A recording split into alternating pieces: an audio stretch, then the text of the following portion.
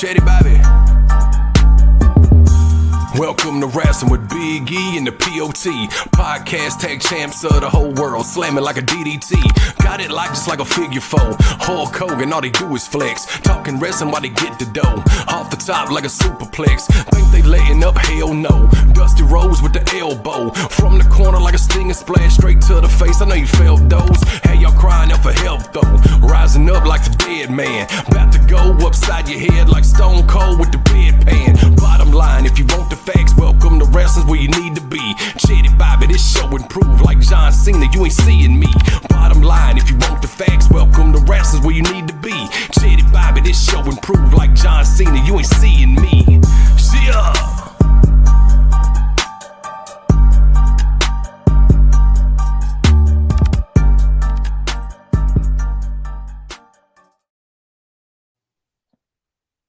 Hey, welcome to Wrasslin with them Wrestling Boys.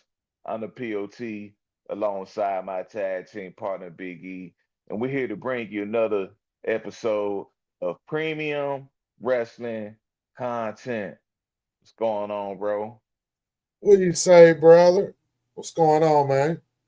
Hey, man, we here for another one. Hey, man, 47. Michael Irvin. 47. Hey, yep, to you. Michael Irvin, Ezekiel Knight from Bama. Hey, what in that old boy number in that show All American? What's my man name? Dude that was linebacker that was off the chain. Oh man, JJ. Yeah, isn't that JJ's number? It might have been. I had to check. It might have been like 45 or something. I don't know. I had to check. He might have been there 4-5. Yeah, but it is episode 47, man. Welcome to Wrasslin. We're gonna do something we ain't did in a while. We're gonna do a little topic today. But before we get into the topic, we're gonna talk a little football real quick and talk about this week in wrestling. So, hey man, Falcons lost the overtime this morning. You know, that was tough. You know what I mean? I don't even know what to say about all that. I will say this. And I will say this right here, right now. Mississippi State. Mississippi State had one job. One job. Hold on. Wait. Stop. I'm wearing the damn Falcons jersey. All right. So number 7. This is B. John Robinson. It's not the Michael P. It's B. John Robinson. Yeah. But listen though, I have to say something. I'm not gonna be one of those fans that say I'm picking another team. I'm not doing all of that. Right. But I'm starting to believe that our franchise is cursed or something. Something is wrong, dog. It's the same crap every year. Even when we're good, something bad happens. You know, I don't know what. Even the game today, it was like, what the hell? Last week versus the Patriots, it was like they was giving us opportunities to win the game. Right. We didn't play well at all today. Actually, this may sound crazy because our defense gave up 244 yards rushing to Jonathan Taylor. But our defense actually made plays, stopped them on 4th down twice, really gave our offense a chance. Our offense really was piss poor in certain areas in situational football. And our special teams was god awful today.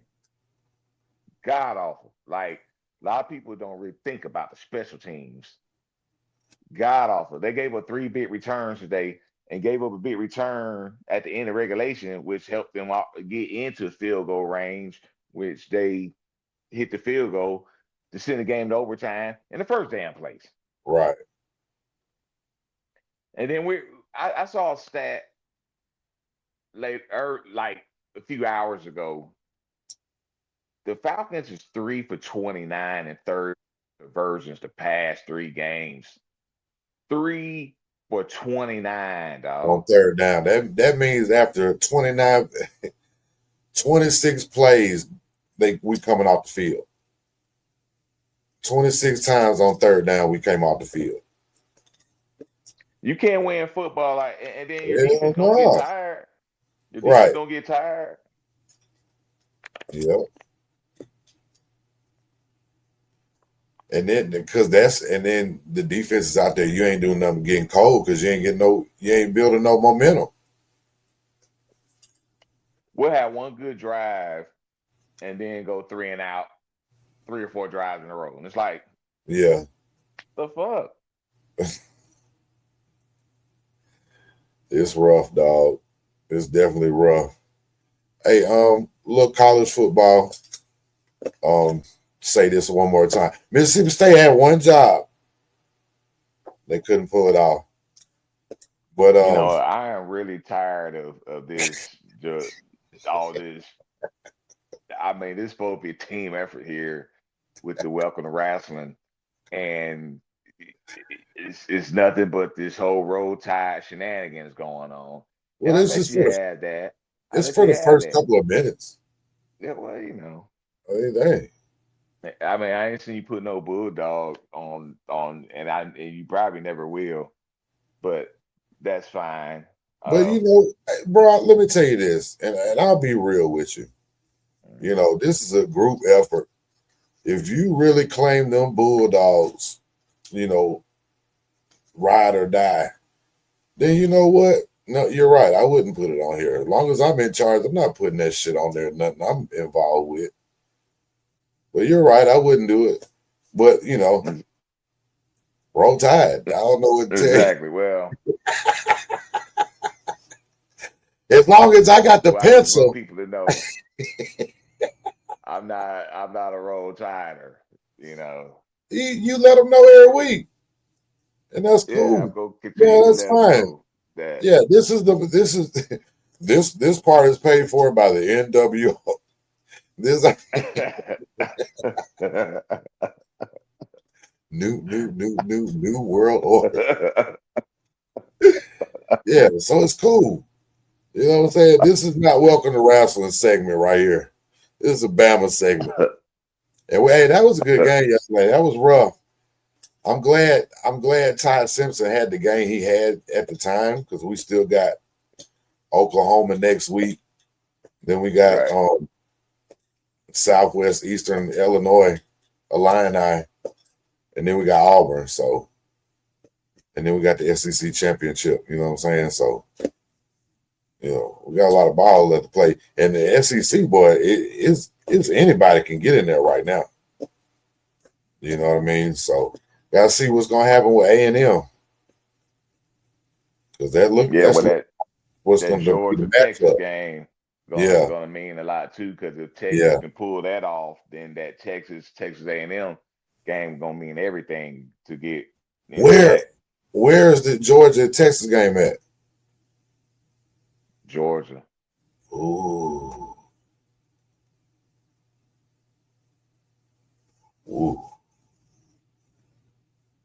Yeah, it's gonna be the primetime game next week. Yeah, no shit. Yeah, but it was a couple good games yesterday. The Auburn and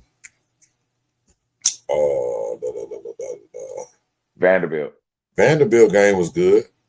Missouri hung in there for a minute, and then A&M, man, they went ham.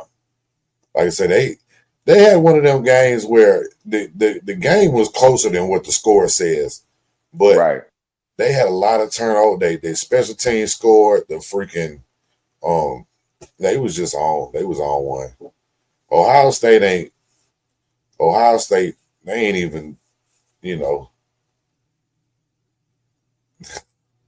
got it going on right now. They are number one team in the country.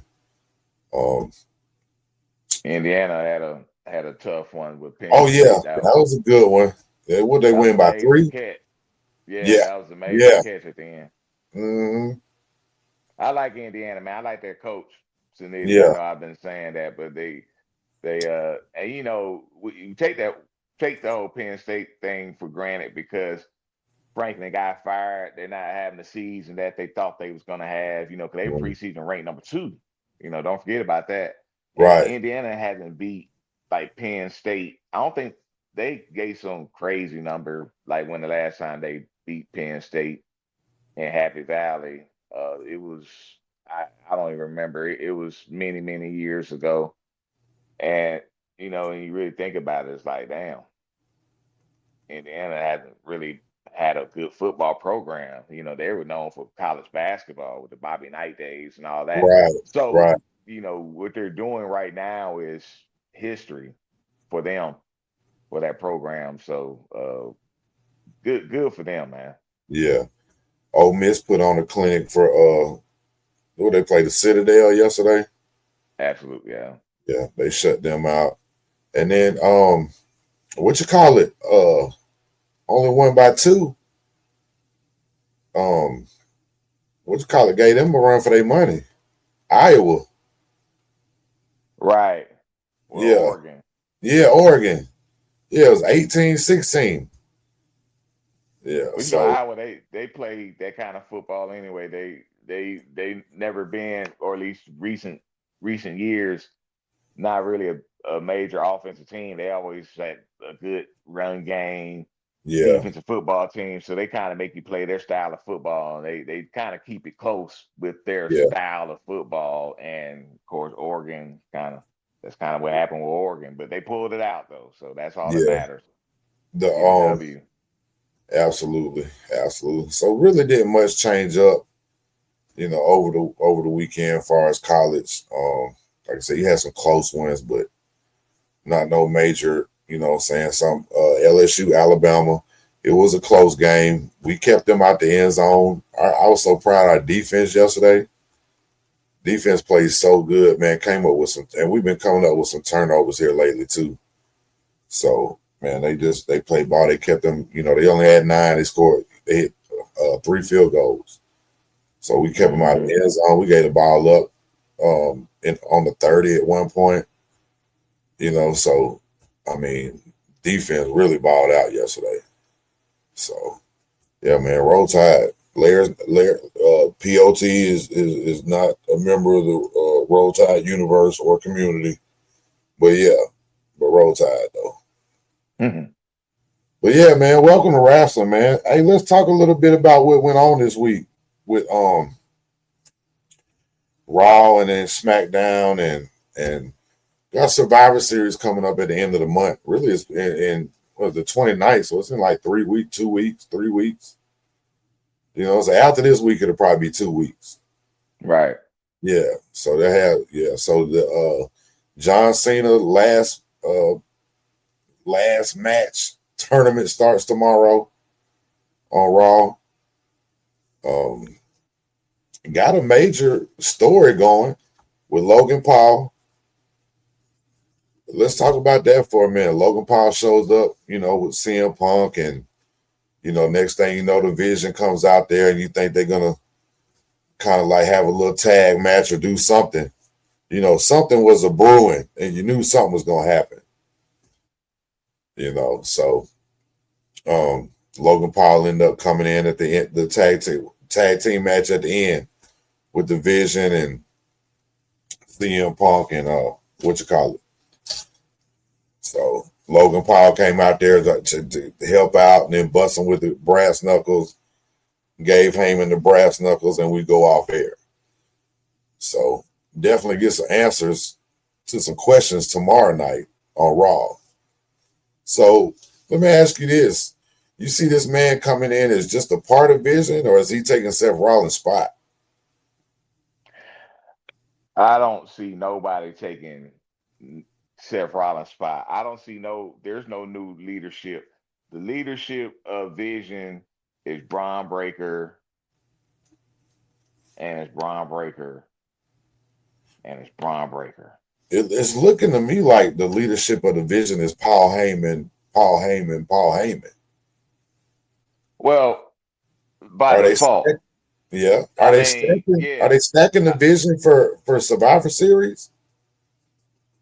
I mean, now Now that's possible, but I don't see because see when I think of the world title picture, they've been booking it where it's going to be Braun Breaker. Yeah. So I don't Okay. see them bringing Logan Paul in to be like, well, I'm the guy that they're going to answer to. Yeah. Now, as far as you saying Paul Heyman, I think you hit the nail on the head as far as that. But I kind of see him. I mean, it's like Dangerous Alliance and whatever. I know that's years ago, a totally different ball game. But Paul Heyman, that's the Oracle, that's the Yeah. wise man. Yeah. That's the advocate. That's Paulie dangerously. Yeah. You're right about that. So that's the man that was holding the fucking cell phone, the cordless phone, wherever the hell kind of phone it Right. was. I mean, he's not new to this. So anybody that's with him gets an automatic upgrade. Yeah. And they're still teasing, him trying to recruit Jey Uso. Yeah. You know what I mean? So we'll see where that goes. Yeah, like I say, I see him as like that's what it's starting to turn into a little bit. So now you got Braun Breaker comes out there, he's with them. He'll be with Logan Paul when he goes out there now. And Logan Paul, bro. So Survivor Series, is that what we're looking at right now? What's being built for that? And do you add Brock Lesnar to it and somebody else? Woo. Who else is there besides CM Punk? That's not going to be a part of it. Yeah, I know. And is that gonna be the match they're gonna go with? Right. But they have to do something soon because, like you said, Survivor Series in 3 weeks. So it's Yeah. gonna be a lot of answers. It's gonna be a lot of answers to questions that's gonna have to start tomorrow night. Right. Right. So they obviously gonna go deeper into what just happened with this situation, right? With Logan Paul, Yeah. with the Vision. They obviously gonna address that some kind of way, even if they give an open-ended answer. They're gonna have to. That's gonna be the elephant in the room, right? Right. But to your point, I mean, even if okay, so let's say if that's gonna be one team, then who they gonna fight? I mean, obviously it's gonna be Jey Uso and Jimmy, but like CM Punk, LA LA Knight, Knight, I mean, it's and who else is Roman, in the picture? Because if you had the Vision and Logan Paul, who's Logan Paul going to be feuding with? Because that's how it stacks up. You know what I'm saying? Like he's going well, after he CM feud, Punk, but yeah, Braun well, Breaker wants CM well, Punk. Punk, Like, right? Well, so right. that would seem like it would be, they would have issues because Braun Breaker won't Punk. So now Well, Logan Paul wants him, but now they're together. and that they'll do that, Yeah, you know. I So don't know we'll see. We'll who would see. be It's their gonna be fifth very man, interesting though, how that's gonna stack up. but it's only 3 of them, so they need 2 more. You can Right. go Brock Lesnar, them 3, and then 1 more, I just bro. don't see them. I got a weird. I just don't see them bringing Brock back yet. You don't see him doing that with the Paul Heyman stuff. When he I don't know, man, because when he did his intro lab against what you call it, bro, maybe not. But who would be the other 2 then? I mean, it could be Brock. I just don't see that happening. Yeah, I mean, it would make sense, but sometimes Brock what don't do what we Brock think gonna makes do? sense. Yeah.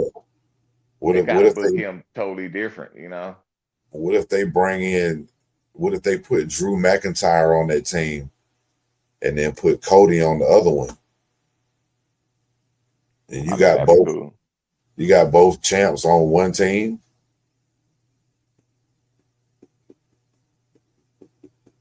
Man, that'd be cool. Yeah. We'll see. We're gonna find out soon enough, that's for sure. Hey man, Rey Mysterio made his return. So Yeah, that he's was cool. healthy and ready to go. And um I'm sure it's easy to cut that promo on in him and have Dom have that go back and forth going, because they probably have like I'm pretty much willing to bet they got a great relationship. You know what I'm saying? And but I don't know, man. I just think about my youngin', man. If I was sitting there and that was us, bro, I would be so proud of that dude. You know he is because he's out there killing it. He probably had no idea. Your child, so you know if he's gonna be good or not. But sometimes they just bust all through the ceiling that you had already placed on it without even realizing. You know what I mean? Like I say, I know he's super proud of that dude, man, and clearly they about to mix it up. So he might be. They might go for that Lucha Libre, that AAA belt, the Mega, whatever it is. That's the first thing I thought about when, especially when they cut that promo. That was the Yeah, first thing I thought about. because there was a lot of Lucha Libre talk. You know what I mean? Right, So right. yeah, man, that'd be Because Ray never been the mega champion. yeah. But hey, mess around with Don, you might never not beat Don for it. Yeah. You gonna mess up sooner or later, but you know how it is. They playing like the dice just keep rolling his way. Right. You know. So hey, before we move on, Becky Lynch, dog, but she cut one of the meanest promos on Raw. When she came and told what you call it, to shut up, and then started talking and stood on the announcer table. Right. Yeah, she's at the top of her game, and I know she's glad to be back there, dog. She's definitely at the top of her game. So Well think of the one she cut the week before with Paul Heyman. yeah, oh yeah, yeah. Hey, real quick, I want to talk about Vince Russo for a second, Damn, bro. bro. Let me tell you something, bro. Bro is hell bent on. He posted this the other day, and this is the only reason why I bring it up. He said, if you don't get rid of Triple H, Michael Hayes, Paul Heyman, and Bruce Pritchard, then the company is just going to be terrible, and they're going to put them out of business. And I don't know if it's because they've never brought him back, and I think that's what it's. If you ask me, just my personal opinion, because of the fact they've never brought him back, and he's done everything but beg. Nobody. He had to reach out himself to get on dark side of the ring. Like because he was, he's the one that said that he's the one that came up with the screw job. Hey man, dude is wild, man, and dogs the wrestling business and says he doesn't want to be a part of it, this, and this, but is always in the mix and talking about how bad the product is, how bad this, and this is. And we talk about those bitter guys. This dude here is taking first place. You know what I'm saying? Bro. Bro, let me tell you something, bro. I don't even watch what they're doing now, but I know it's terrible. It's just like this guy I work with. He's so dumb, man. He'll come to you on Tuesday. What was a good game last night? Who played?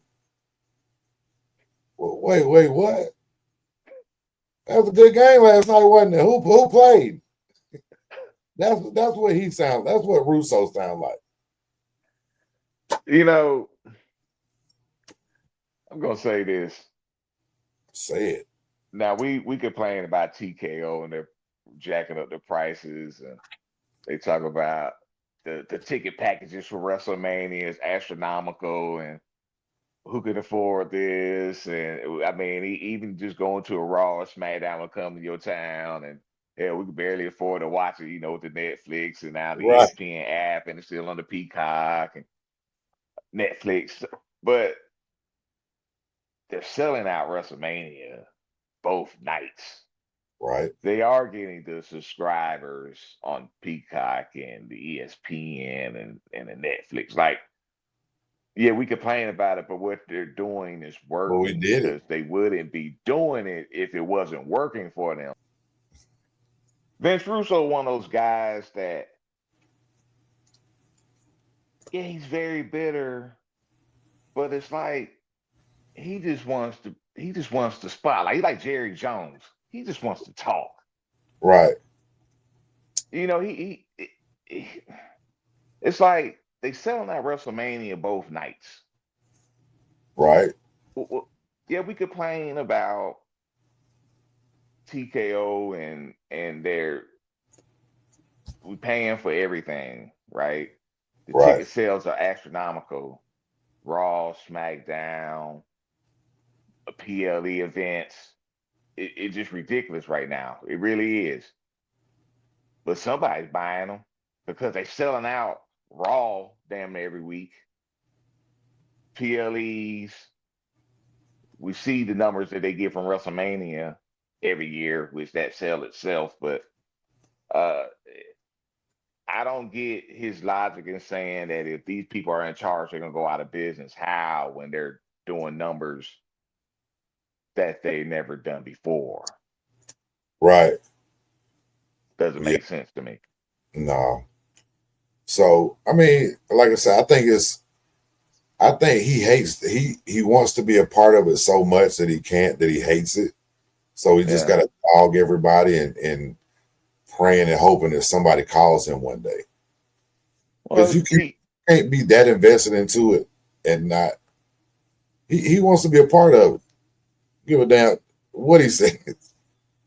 Because he it's thinks like, he can book all this stuff way better, you know. He thinks he's the man that deserves to have the pencil at all times.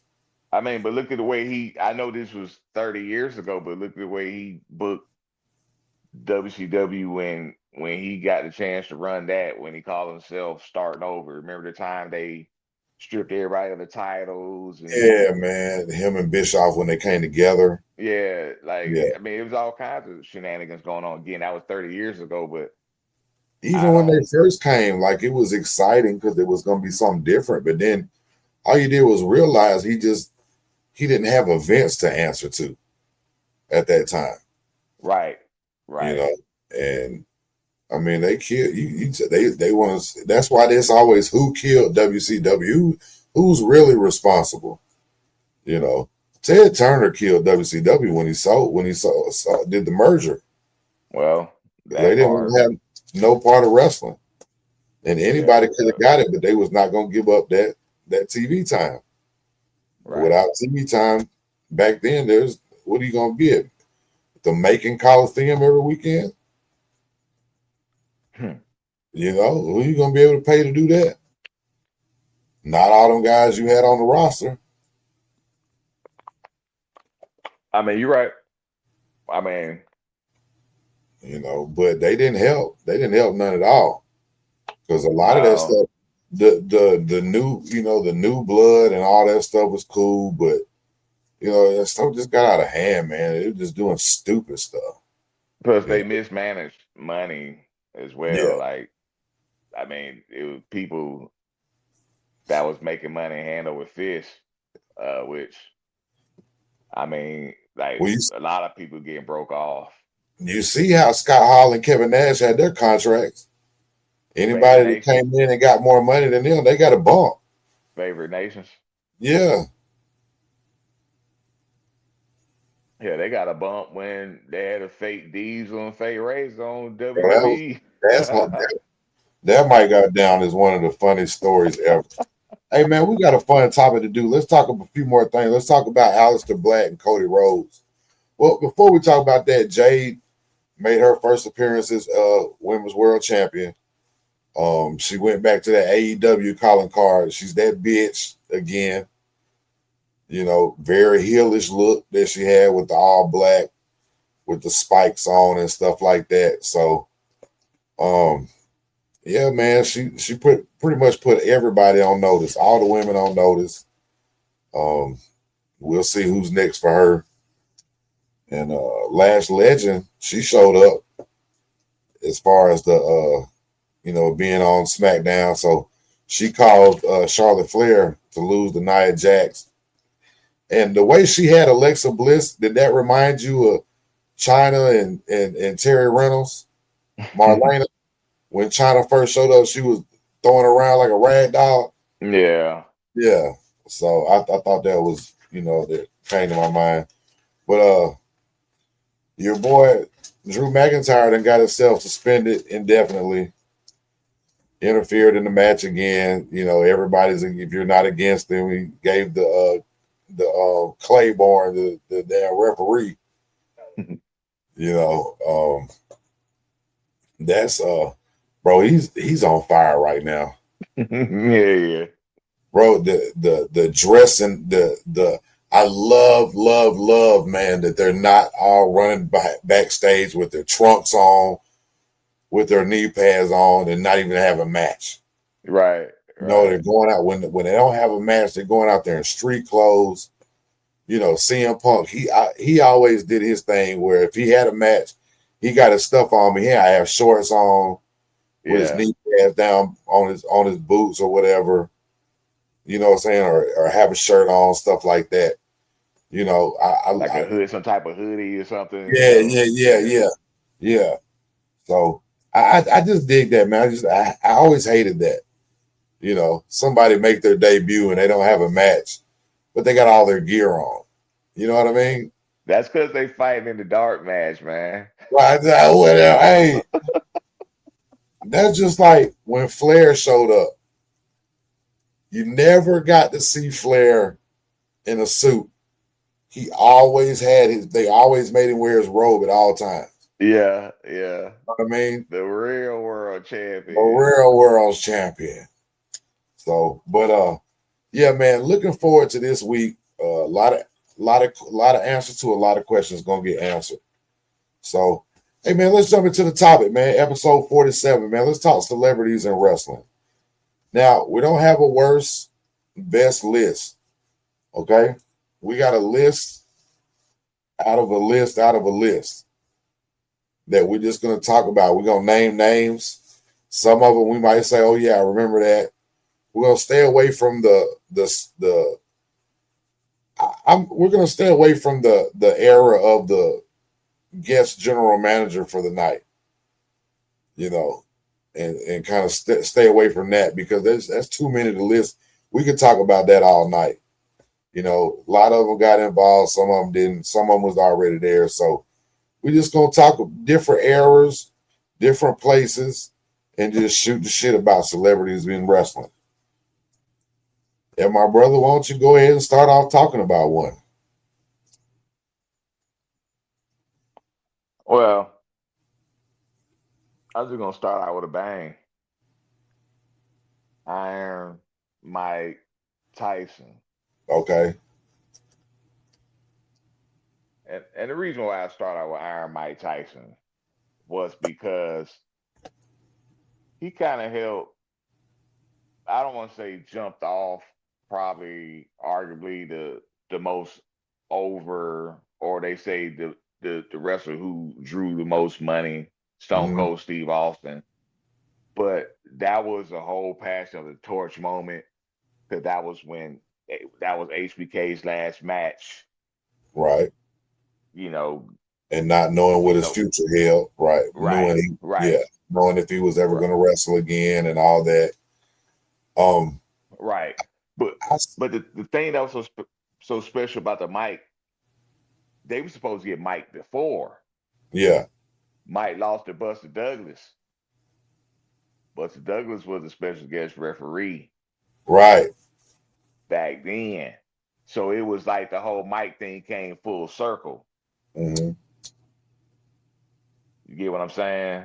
Mm-hmm. And of course, it was the WrestleMania. Plus, a lot of people are saying that moment, getting Mike, investing in getting Mike for WrestleMania 14 for that moment, kind of helped WWE or WWF at the time, Get back that number one spot. right, Yeah, surpass WCW in the Monday Night Wars, right. and eventually winning that war. So that was a very huge moment in the history of professional wrestling. Very huge, especially as far as the media coverage goes. It was on Sports Center, and this is just the debut. Of course, they had him when it was on when he knocked out HBK, at the end of the match or whatever at WrestleMania. But this is the couple of about a month or so beforehand, and it was when he first showed up and they had that blue suit on with that white shirt. Right. Him and Stone Cold pushed each other and got into it. And Boy, that was he and Vince were like, "You ruined it, you damn ruined it, damn it! You ruined it! You ruined it!" And just genius at the best work. And bro, it was all over ESPN, all over the news. So the media covers itself where places where wrestling is not allowed. Right. At the time. And you look at it now, and they got a partnership with ESPN. But look how long it took. But the Iron Mike thing, man, with him being with Stone Cold at the end, but doing the DX thing, I thought it was great. It helped the storyline for Triple H to take over. It gave him something to say, like that was the last straw as far as HBK being in charge. So it helped him catapult Stone Cold, and catapulted WWF at the same time. Right. So Iron Mike, man, on the real, like he more than served his purpose just for that small plot, because it helped in different stories and different things, and like I say, it helped Triple H. I mean, it shifted a war. Yeah, absolutely. So that's a big one. And we can stay with boxers for a minute, because you've had plenty of boxers in WWE. You can go back to Joe Frazier, Muhammad Ali. They said Muhammad Ali was so bought in that he was really trying to fight them guys at one point. They wanted to Yeah, calm Pat him down. Patterson. Like Pat Patterson, he was really trying to fight him. You know what I'm saying?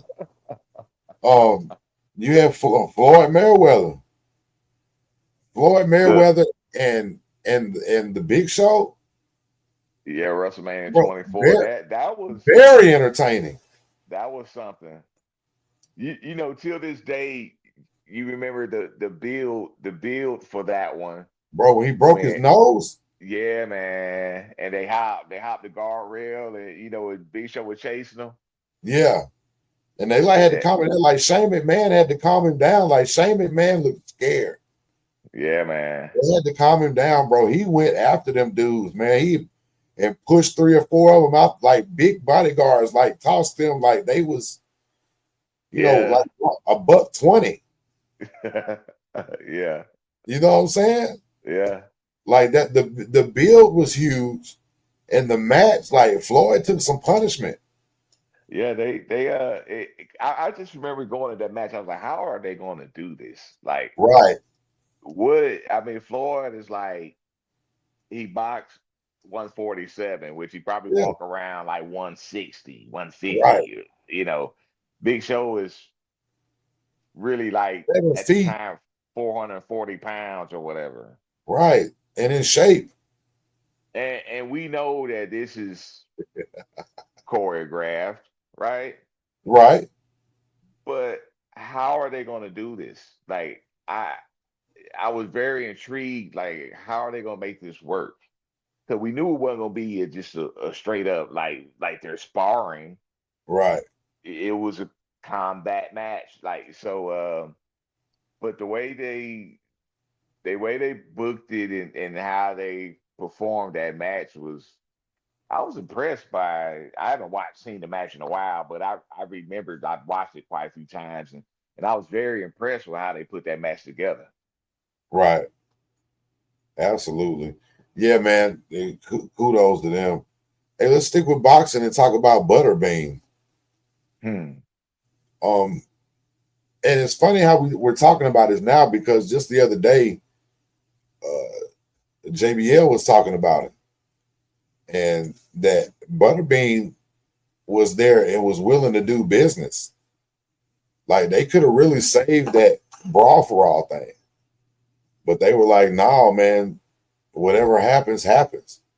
Do But your thing, yeah. But Butterbean was willing to take, what I'm saying, take the fall when it came, but didn't happen. And who was that? Bart Gunn? Bart Gunn. Yeah. And you can check that out if y'all haven't watched Dark Side of the Ring, man, check it out. Check it out. They're produced so good as far as the storytelling, and they've got the visuals, how they got the people that's dressed up like the when they're telling the stories in their prime and stuff. And check out Dark Side of Wrestling. I know we know people that aren't even wrestling fans that enjoy Dark Side of Wrestling. They actually have one Absolutely.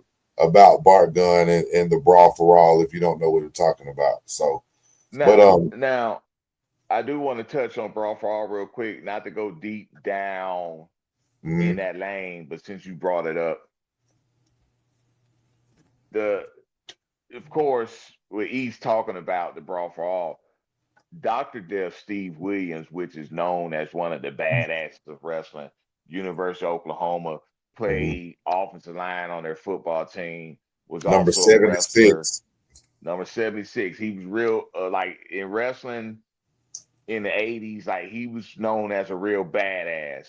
Right. And the whole Brawl for All, what they were saying behind the scenes, like that was really to get him over. Like right. He's the and to bring badass him, and put him back in the fold for like one last run for him. right. Because Right. he was a And little up in age too. Yeah. Facts. But they assumed that he was just gonna kick everybody's ass and Run through and who everybody. knows if Dr. Death would have did his part, maybe Butterbean would have been able to take that fall. Yeah. You know. Yeah. But yeah, man, I wonder if it would have been different if Dr. Death had won all and hey. So I guess with Bart Gunn, they knew it wasn't gonna go farther than that. Yeah. So that's rough right there. Yeah, man. Shout out Dr. Death Steve Williams. And man, him and Terry Gordy ran through Japan crazy too. WCW. They were some tough dudes, man. Yeah. But boxing, one mistake and it's a wrap. That's all it takes. Yeah. But that's a different kind of stamina too, man. It's like, yeah, man. But I mean, you can do 500 Hindu squats, go out there and fight for an hour.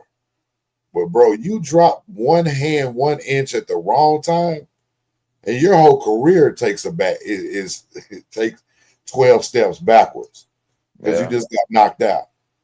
Or if you go out there and you overexert yourself. Yeah.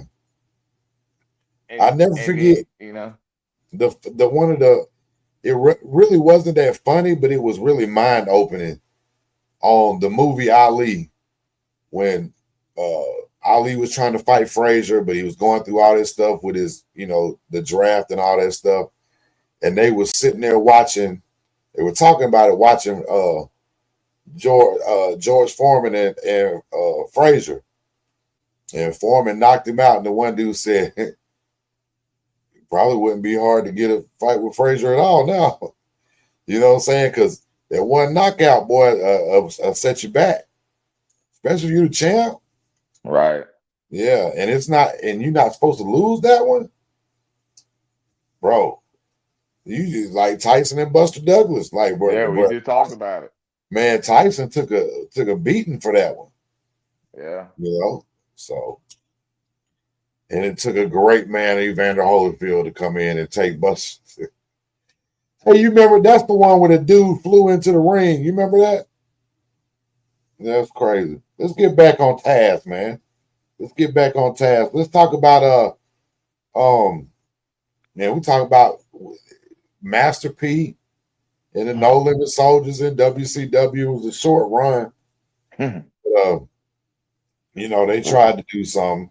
Rap is crap. Right. With the I hate rap.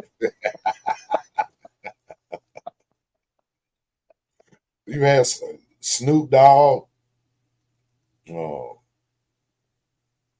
Travis Scott, Lil Wayne, Yeah. Bad Bunny. Bad Bunny's different now, though.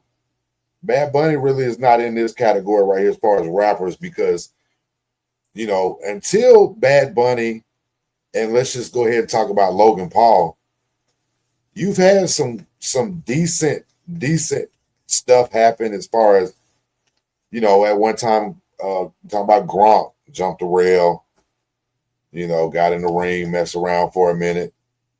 They ended up having a match too, though, with his homeboy. They had a tag team match, right?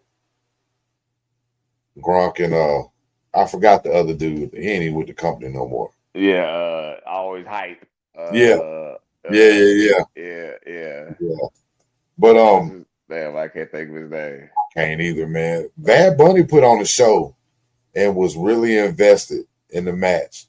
Logan Paul is on a full-time roster right now after showing out. Pat McAfee showed out in the couple of matches he did.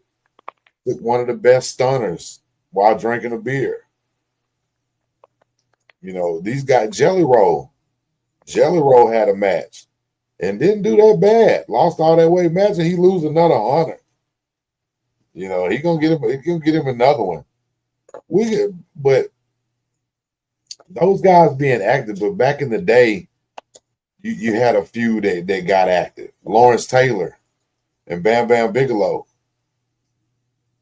They main evented WrestleMania Right. 11. Like Right. that's, I mean, I know that was a different era, and they said that was one of the worst years of the business of far as WWF in their run. That was when Nash was champion. Nothing against Nash. Not saying that Nash was the reason why business was down. They said business was just down. But that was when Nash HBK had that match. But Bam Bam and Lawrence Taylor was the main event.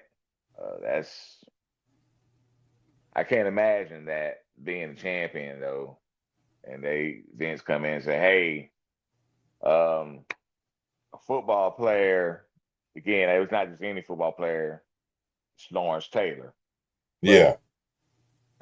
Football player. And it's not like Bam Bam he wasn't a top guy. Right. I mean, he was up there.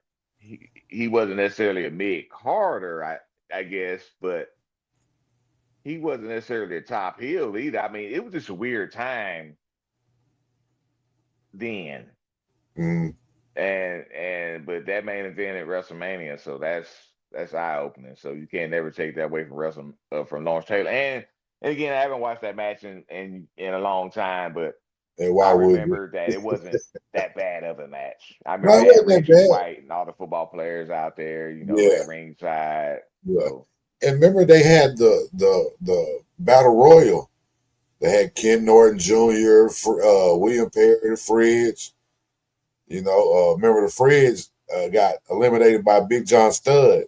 Yeah. And he went to take his hand and pulled John Studd over the top rope. Yeah. WrestleMania 2. Yeah. So let's stick with WrestleMania and talk a little Mr. T and Hulk Hogan with their tag match against Piper and Mr. Wonderful. Paul Orndorff. Mr. Wonderful. Piper did not like Mr. T at all. You know, and you hear all those stories about how Piper was back in the day. But anytime that you have somebody come in your business and get put up here and they're not a part of that business, you take a little insult to that. And I think he didn't take the time to get to know him or anything like that. And they actually mixed it up in just them two in WrestleMania too. In the boxing match. Yeah. And it somehow sloppy, and they end up body slamming him and everything. Mr. T was the man. You know, him and Hogan were tag team WrestleMania 1. They were both in Rocky 3 together. You know, and that was before WrestleMania. That was before WrestleMania. Rocky 3 was. Yeah, Rocky 3 was in like 1982, 83. And yeah.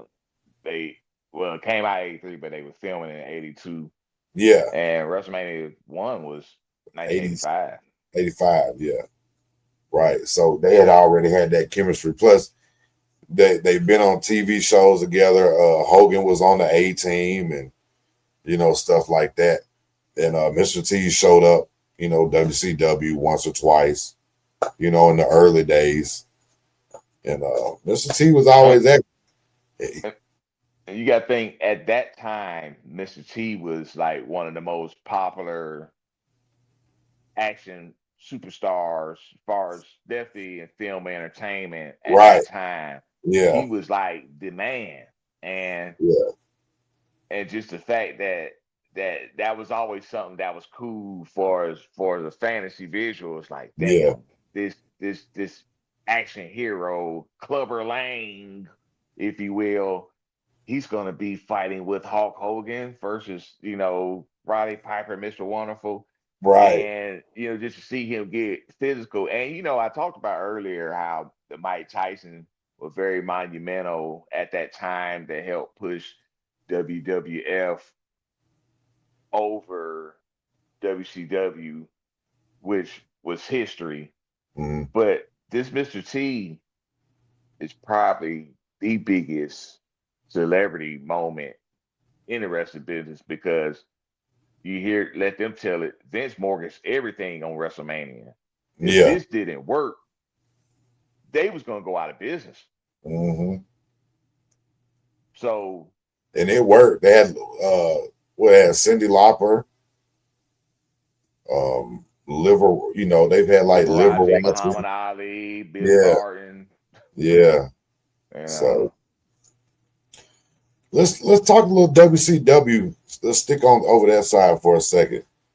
And quite a few celebrities that have been involved in matches and stuff. And we'll go far as back as, and you've had a lot of football players that turn over and go to wrestling, but never have you had somebody with the career like Mongo McMichael to come in and, you know, he started off commentating and then became a worker, U.S. champ, part of the Four Horsemen. Wasn't really a fan per se of Mongo. Respected him because he got out there and had a pretty good run. I'm going to say pretty good run, but a decent long-term run. Right. You know, but wasn't the best worker, you know, but was somewhat entertaining. You know, did the tombstone. You know, but had that briefcase, that Bears jacket, you know, and was like I say, he was a horseman. But even with him and Kevin Green, Mongo, you know, he was like one of the first Logan Pauls or whatever. Right. To get involved and then stick with it and actually, you know, become a full-time, you know, worker.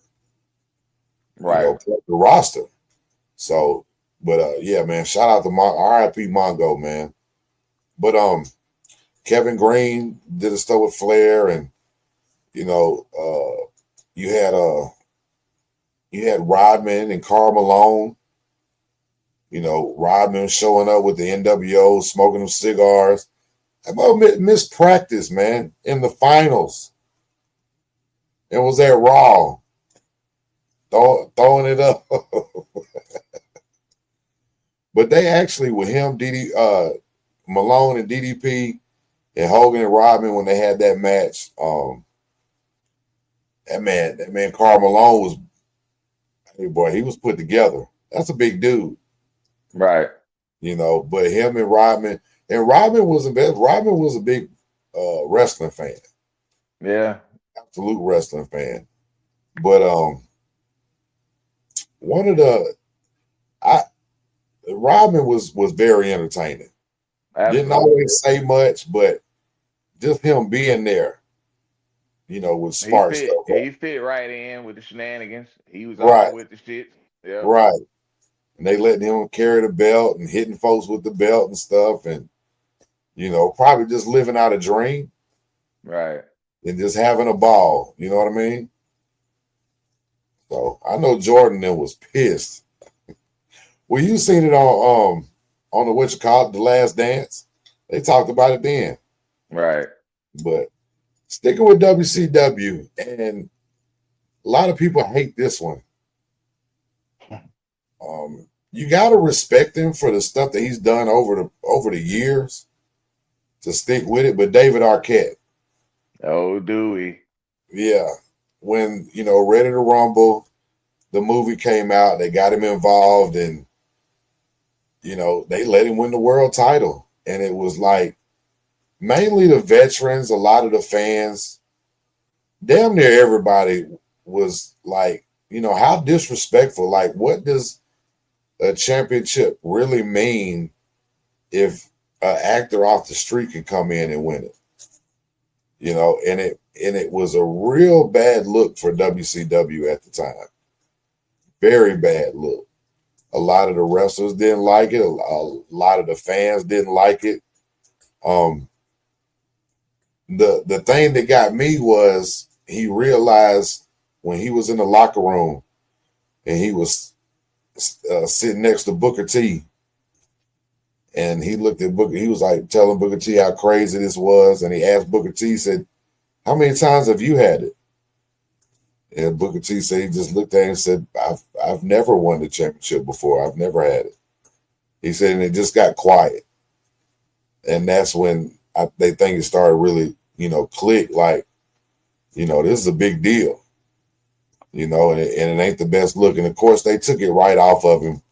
And I know they took a lot of backlash, but that was a lot of heat for WCW at the time for them doing that. Look, man. Now, that's not Dave Arquette's fault, right? No, absolutely not. We know that. And Yeah. oh, Dewey. Now, that to me is one of my three, as far as dealing with the title, my three worst moments as far as WCW. That to me is number one. Okay. They should have never did that. Like, I don't know what that was inexcusable. I know they try to promote the movie, but that was inexcusable. Like, they shouldn't have put David Arquette in that situation.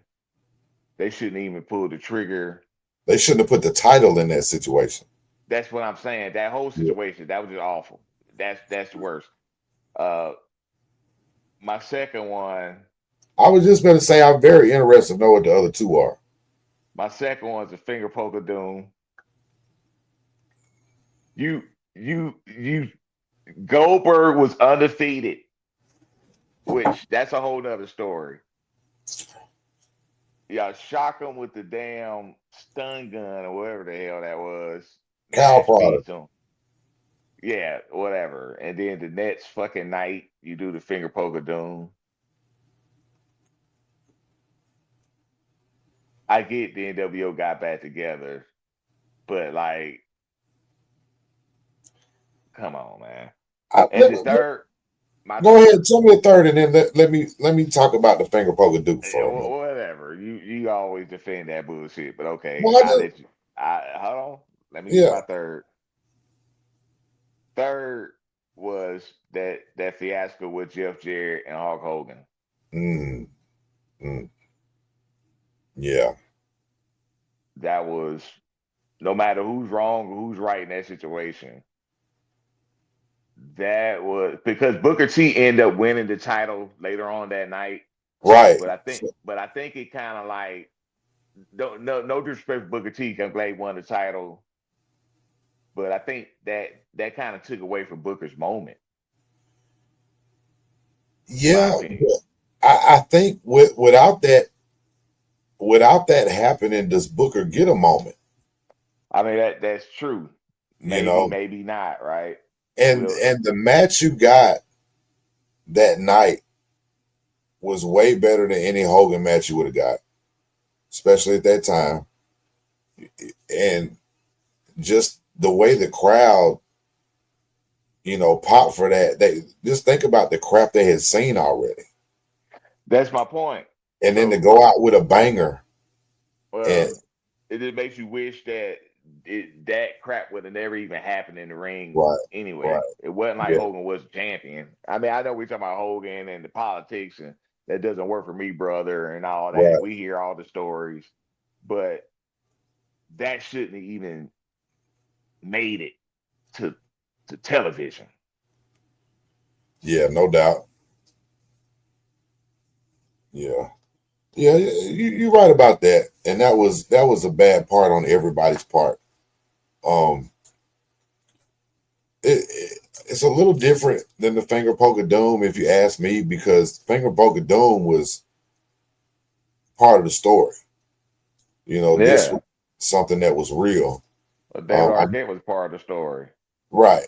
I know people hated the finger poke of doom, but to me, the finger poke of doom is just part of what the NWO was. They didn't care about tradition. They didn't care about championship. They didn't care about what the championship mean, just as long as they had it and they had it in the group. They didn't care about all that stuff. That's what that's something that they would do. So I didn't have a problem with it. You I just had think it made Nash look like an undermined Nash. it makes him look like he's not. This makes it look like Like he everybody just a do boy. Like he right. just Everybody works for Hogan. yeah. It's like I was the Hogan's leader of the Hogan's the Wolfpack. man. I was the leader of Wolfpack, and I'm gonna say, all right, well, I go back into being second place, but I'm the world Yeah, fucking champion. I just beat the guy who's undefeated last night. That just fucking stupid to me. because Double A wouldn't win the title and then give it to Flair the next night,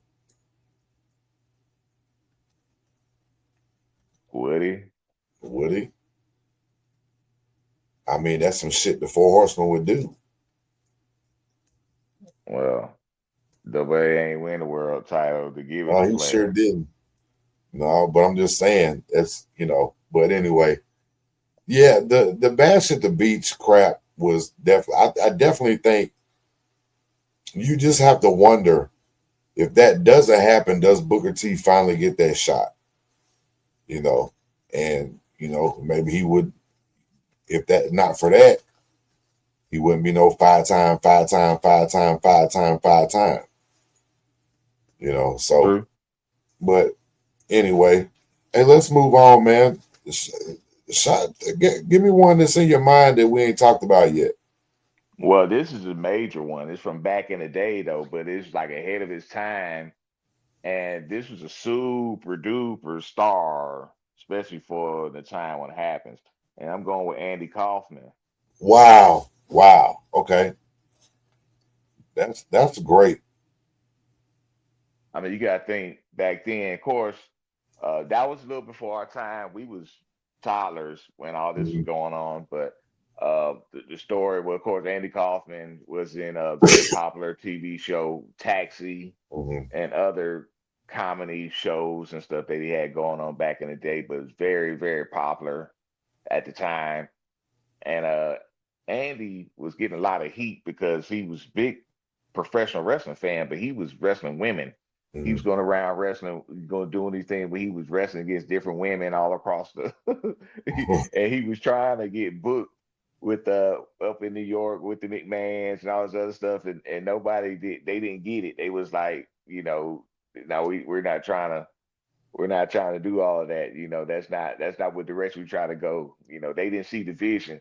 So finally, Jerry Lawler, them, or I don't remember exactly who reached out to who, Right. But but in Memphis, yeah. yeah, but right, they did business together, and they understood, and they got a lot of heat for it, man, and of course, the pile driver, and he broke his neck or whatever with the whole gimmick, and then they did the thing on Letterman, which was everybody thought was a shoot, but Come to come to find find out, it out, was something that helped Kaufman, but it helped wrestling. It helped Jerry Lawler.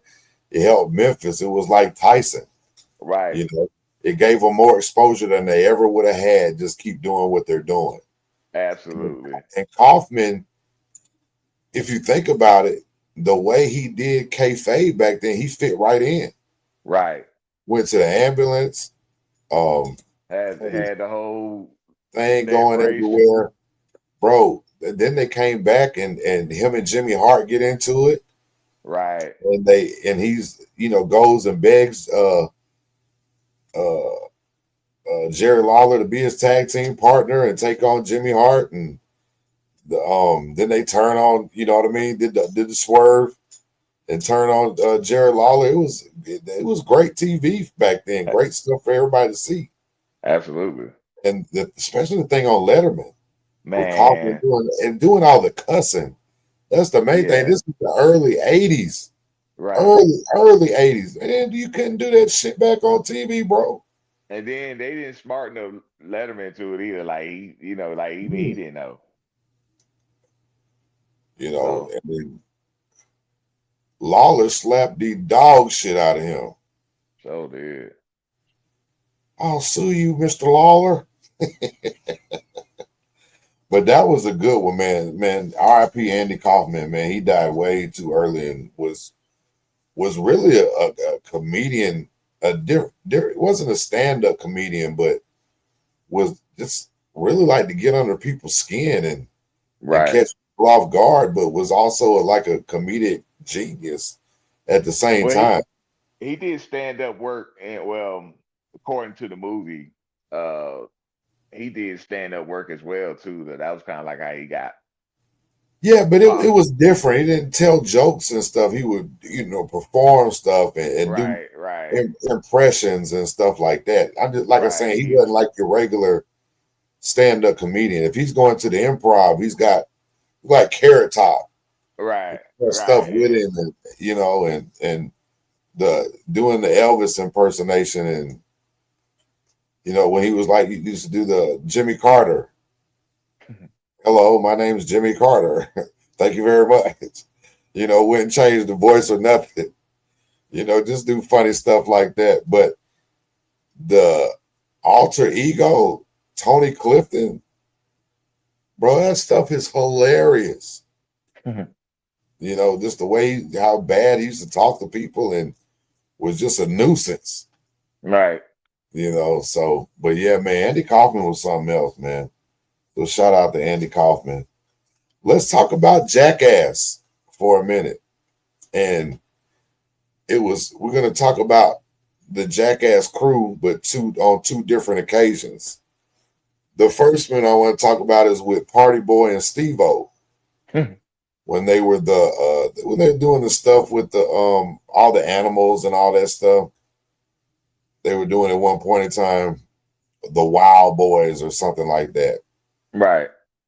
So when they show up and get attacked on Raw and get attacked by Umaga, and you know they had to been a little messed up, inebriated or something, because Steve-O's laughing at Party Boy. Party Boy took a mean bump and was hurt. Steve-O's laughing at him, and man, Umaga jacked him up. Yeah. Yeah.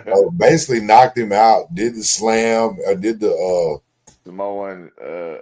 off the top rope. Did the Yeah. Samoan drop. Yeah. He tore their ass up. you know. And then you got, of course, Johnny Knoxville and Sami Zayn at WrestleMania, which was very WrestleMania entertaining. 38. Yeah, very entertaining. And you know, like you say, that's you said it before about Sami Zayn being an unsung hero for some of the stuff he's done like that.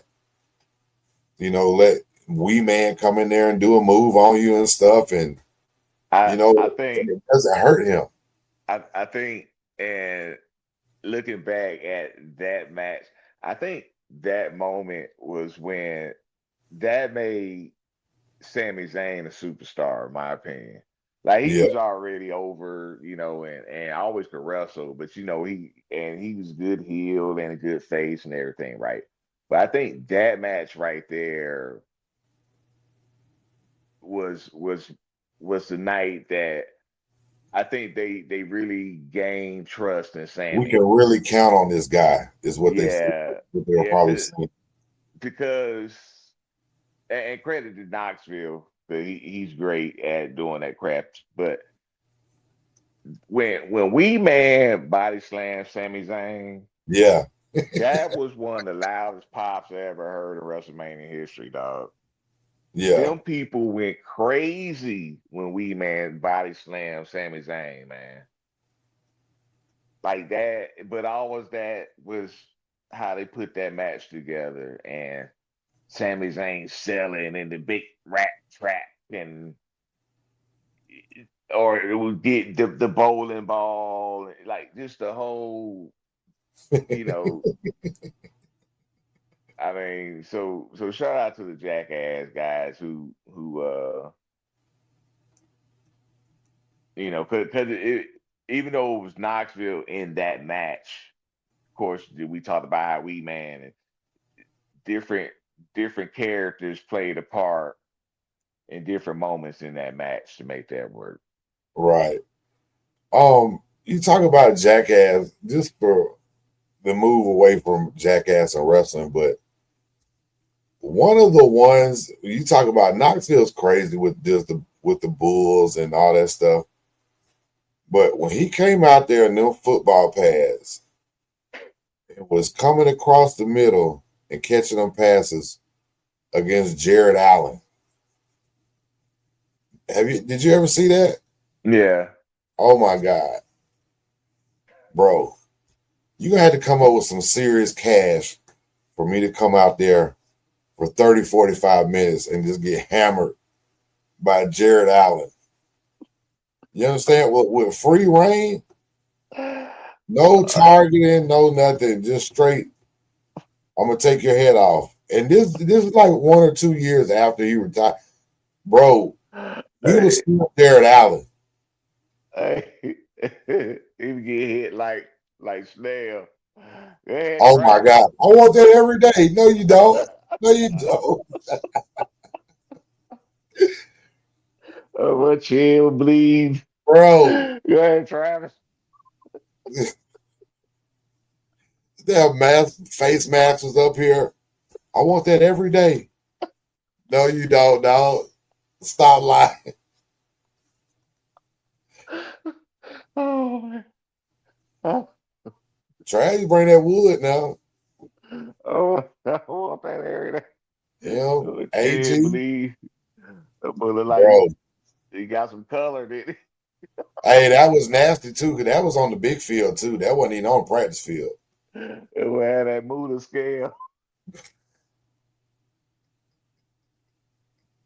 Oh, man.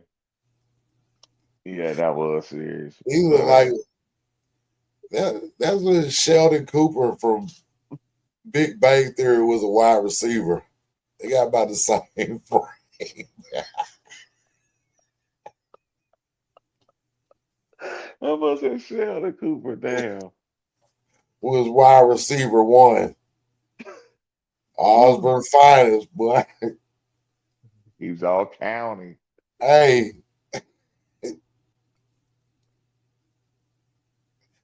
I want that every day.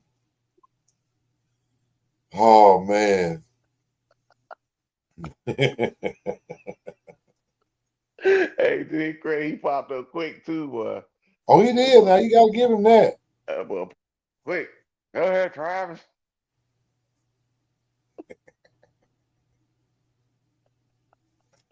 Hey, Oh, listen. man. Hey, talk about Jay Leno. That was they actually got Jay Leno in the ring. Remember Hogan and Bischoff took over the Tonight Show and it turned into a match. And they had a old boy that was the part of the band that was there. You know, Kevin something, I think his name was, big cock diesel dude. But you know, WCW, man, they back in the day, they were doing anything and whatever, you know, to get people out there. Like you had the whole, like you say, we talked about Master P earlier, you know, you had Mongo. These guys were there for a minute, not just for a one off. You know, Kevin Green was there for a minute. It wasn't just that, you know, they had the match, but he was showing up. Right. You know, he would be there. So, but yeah, man. Wrestling is Hollywood, and it just makes sense to use, you know, Hollywood in wrestling. You know what I mean? It's just like that when you take the wrestlers and put them in movies and stuff like that. You know, it brings it all together, you know. And but the celebrity nowadays, of course, they got celebrities that they show in the crowd and stuff like that. But like I say, with Logan Paul, Bad Bunny, man, they really started something. They really started something. I give it to them too. Even like I say, Mongo, one of the originators, had a long career. Right. He wasn't like a Lex Luger or, you know, shout out to them for playing, but you know, that's their career didn't pan out. You know, you ain't had many wrestlers that had a long career somewhere else and then came in and started wrestling later on. Like Wahoo McDaniel had a pretty good long football career. Right. It, Right. it wasn't no 10, Well, and 12 then of years. course, who like Big Cat Ernie Ladd and guys like that, you know, Yeah, they was back into back in yonder days. yeah. Yeah. What do you got? You got any of them that is on your mind before we Yeah, call it tonight? I want to mention Pete Rose. Yeah, You know, especially his little, you know, when you're talking about WrestleMania history, like the moments he had with Kane, you yeah. know, he kept popping up, and you know, shout out to WWE for inducting Pete Rose to the Hall of Fame. That's I huge, know man. it's not Huge. the same as the MLB, which is, you know, Charlie Hustle known for being one of the most competitive baseball players ever. Right. Played with Big Red Machine, and One of the hell, he great was hitters. the all-time hits leader. You know, so Pete Rose was a major deal in Major League Baseball. Of course, we're not gonna get into the whole Right. gambling scandal and all that. You know why he, you know, the whole Hall of Fame thing didn't work out for him when he was still living. But Right. you know, at least WWE, you know, just try to give him his flowers Give him a in a little different something, way. knowing that he Right, deserved a lot more. right, Yeah. right. So But I wanted to mention him. and to go out there and have the guts to take the tombstone. Right, Bro, come on. You get body slammed and get knocked down, clothesline. They teach you how to do a bump. A tombstone is a whole different story. You're upside down and just praying that the person holding you doesn't mess up, right. you know? And that's all there is to it. And I know every time they probably hit it, 1, 2, 3. You know what I'm saying? It's all Right. good, you know. But yeah, man, celebrities. We didn't talk about Shaq. Shaq's been in WCW, WWE, AEW. Shaq's been in everything. I don't think Shaq. Only thing Shaq ain't been in is TNA. You know, but Shaq had the match with him and Jade against Cody and what was the girl's name? The I can't remember her name. It was in AEW, but I can't remember. Shaq's had matches in WCW. the early days coming out there with Hogan, because it was in Orlando at the time. He was with the Magic. So this made sense. But the match with him and Jay were against Cody and whoever. He went through the table. Yeah. Yeah. So Shaq was very active. Shaq, that you have to take Shaq for what he is, because not to say Shaq be lying, but Shaq talks a lot. So I seen Shaq talking one time, and he had a lot of interaction with the Big Show, and apparently that they was in talks of having a WrestleMania match between Shaq and Big Show. Yeah. And Shaq swore up and down that this was going to take place, but something happened. I think on Shaq end, according to Shaq, where they wasn't able to make that happen. But that would have been intriguing. Yeah. You got to think though, Shaq does a lot of TV stuff. Just like people that you got actors and stuff, like they got insurance, like they don't want you doing different stuff. Or you can take a chance of getting hurt. Something were to happen. You know what I mean? Absolutely. Yeah. Let's talk about a few. Let's talk a few more before we cut it out of here. We're gonna give our favorite celebrity in a minute that we enjoyed the most. But let's talk about some of the bad ones that really didn't work out very well. And you got any that come to mind? This one I'm thinking of, I won't quite say that it was bad, it didn't work out. I think it was kind of monumental and kind of cool at the time. But this person became probably pop culture a bigger celebrity later than he was at the time. But I'm gonna have to go with Zeus. Oh, okay. Because like at the time, of course, the No Holds Barred movie with Hogan. Yeah. That was. You gotta take it for what that movie was, but it was a wrestler in a movie. Like it was a major. Like Hogan played the character, of course, pretty much played himself, but he was Rip 'em. Right. But Zeus was, of course, the villain, and then he ended up coming to WWF playing Zeus, the character that he played in the movie. And he wasn't a trained wrestler or anything like that. So that was a big deal, though. But that was pretty cool as well, because he wasn't a trained wrestler, but he looks like a badass anyway. Yeah. And so that was different. Of course, they did that at a SummerSlam.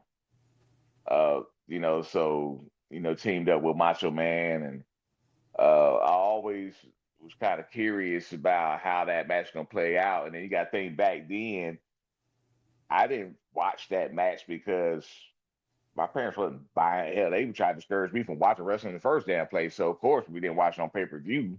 Yeah. I didn't watch when they had the WWE Network. Yeah. And so I watched that match quite recently, and I was just kind of curious. Of course, the matches was different back in WWF back then anyway. But it was just kind of funny seeing like how they was gonna get him in the ring and how much they was gonna do with him in the ring, and then he in there with Hogan and just that whole dynamic, and of course he was just doing a lot of choking and then he wasn't selling, like he hit him. They did the tag stuff with the Macho Man and yeah. So but I wanted to bring him up because that was a big deal as well. Yeah, absolutely. Yeah. Mickey Rourke. They tried to build something, on CNN and on WWE, and it didn't really work out. And actually, I thought it worked out better because for the next two pay-per-views, we got to see Jericho and Steamboat. You know, so it was Jericho against all the you know the legends. And he Piper, brought, Snook, and Steamboat, yeah, Steamboat went and out there Nate and in that corner. showed out, yeah. And you know, of course, you had Ward get in the ring at the end and run around like he was, you know, a boxer and stuff, and knock out Jericho. And shout out to Jericho, man, for, you know, doing all that stuff and always being down to do, you know, do business. But, you know, that the next pay-per-view, that Jericho Steamboat match was magnificent. You know what I'm saying? Magnificent. Right. Magnificent. It's good to see Steamboat just one of them guys that's always going to be an athlete and always going to be good. And, you know, when him and Flair locked up on the at the Hall of Fame, when Flair inducted and he came out and they locked up real quick and then hugged, I thought it was so cool. I can't remember who it was that they were talking about. You know how they're around the ring before the show starts, before any fans get there, and talking and said, you know, Flair and Steamboat got in there and locked up. And, you know, next thing you know, it was a shooting tackle, and, you know, next thing you know, they're going at it. And everybody, and instead the whole place just got quiet and everybody's just watching. Right. You know, it's like, you know, getting to watch a VHS tape of stuff you used to watch back in the day right in front of you. I can't remember who it was that said that, but it was just so cool how they were talking about it.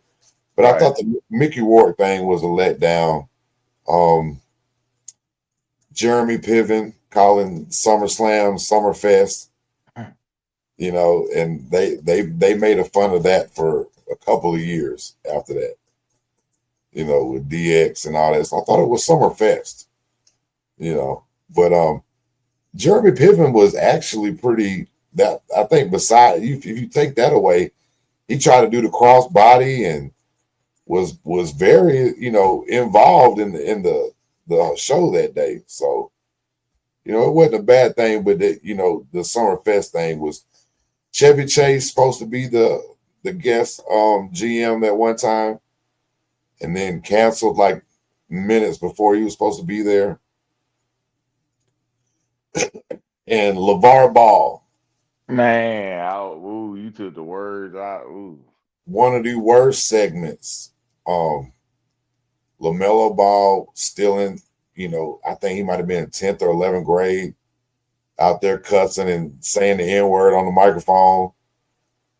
LeVar just out there took his shirt off looking nasty. And yeah, he took it too far, like as far as being entertainment. Like he made it a mockery. Yeah. Yeah. You know? Not a fan of that one at all. Yeah. But off the top of your head,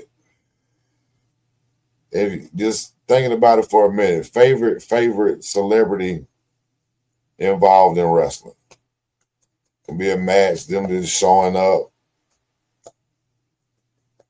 When you think celebrities in wrestling, what automatically comes to mind? I'm gonna have to go with the Mr. T. Yeah. Yeah, because it was like granted, the first. Well, of course, again, it was 40 years ago. Yeah. But knowing the backstory behind it and just knowing, like, okay, who this person was in pop culture at that time, like, that was a huge deal. You know, that was like if, you know, like if that was The Rock without The Rock being a wrestling star. Right. You know what I mean? Like it would, you know, it was, you know, or Arnold Schwarzenegger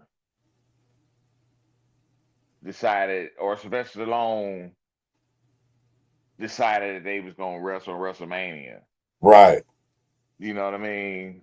I can see Stallone doing it. I don't know about Arnold, about Schwarzenegger.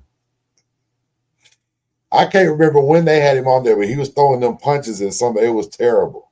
Well, I ain't talking about like I'm talking No, about I'm just thinking about that. But I know with Triple H or yeah, whatever. Well, the back end was cool. It's like yeah, when he got on top of them and started doing it, yeah, they were yeah, terrible. Yeah. But still, to that point though, it was like that was like the significance of that. Like Mr. yeah, T was like the shit yeah, at that time. And for him to do that, and they, and that was, of course, the very first WrestleMania. We know the history of it. Or we know Vince invested everything. But like to the point where they didn't even just go with, and Hogan was on fire at the time, but they didn't just go with Hogan versus Piper. right. They had a whole tag match. Like Yeah, Mr. T helped sell that out. right, right. Yeah, yeah, that's a good one. I think I'm gonna go with Tyson, man. I just think, and the more I think about it, how we talked about earlier, how it helped the company, it helped Triple H and his story, it helped Stone Cold and his. It also helped Tyson. Tyson needed that. Right. That was a tough time right there, or after a tough time, rather. For somebody to give him give him a little spotlight, and it let him know that the world still wanted to see him. Right. You know what I mean? So I just think that was good on everybody's level. And it helped everybody involved. And so I think that's one. And then, like you say, it really, the Attitude Era was there, but it really kicked it off into another atmosphere with him involved for that short time. Right.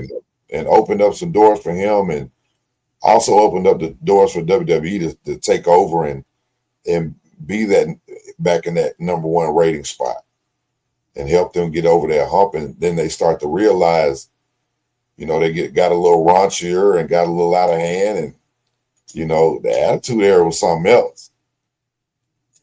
So we'll definitely be talking about that soon. But hey man, it was fun doing it. It's been a while since we've done a topic show, and I'm ready to do a couple of more. So, but hey man, it's been Welcome to Wrestling, episode 47.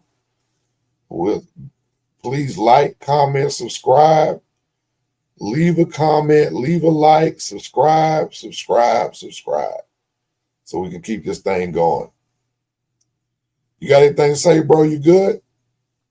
Hey, bro. Hey, we're gonna keep them coming, man. Like, comment, subscribe, folks. Like, comment, subscribe. We're not getting discouraged. We're gonna keep them coming, bro. Absolutely. Coming. Absolutely. All right, guys. Hey, we'll see y'all next week. Same time, same place. This is Welcome to Wrasslin. Welcome to Wrasslin.